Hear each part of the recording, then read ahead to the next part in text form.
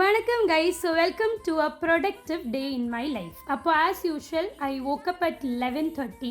As usual അല്ല കേട്ടോ, class ഇല്ലാത്ത ദിവസങ്ങളിൽ മാത്രം നടക്കുന്ന ചില കാര്യങ്ങളാണത്.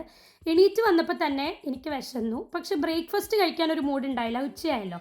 അപ്പോൾ ഞാനൊരു ബ്രഞ്ചിന് വേണ്ടി എൻ്റെ ഒരു സ്പെഷ്യൽ തക്കാളി ചമ്മന്തി ഉണ്ടാക്കി. വേറെ ഒന്നും കൊണ്ടല്ല, 2-3 ദിവസമായിട്ട് പനി പിടിച്ച് കിടക്കണോണ്ട് തന്നെ വായിക്ക് വലിയ രുചിയൊന്നും ഉണ്ടായില്ല. അപ്പോൾ ഞാൻ വെച്ച് കുറച്ച് ചട്ട്പട്ട് ഉണ്ടാക്കാം, പിന്നെ ഇത് കൂട്ടി ചോറ് കഴിച്ചാൽ ബേഷായി. അപ്പോൾ ഇന്ന് എൻ്റെ ഒരു റൂം ക്ലീനിങ് ഡേ ആണ്. അപ്പോൾ ആദ്യം ഞാൻ പോയി വിൻഡോ ഒക്കെ തുറന്ന് കുറച്ച് ശുദ്ധമായി അകത്തേക്ക് കയറട്ടെ എന്ന് വിചാരിച്ചു. ജനലൊക്കെ തുടയ്ക്കാനുണ്ടായി.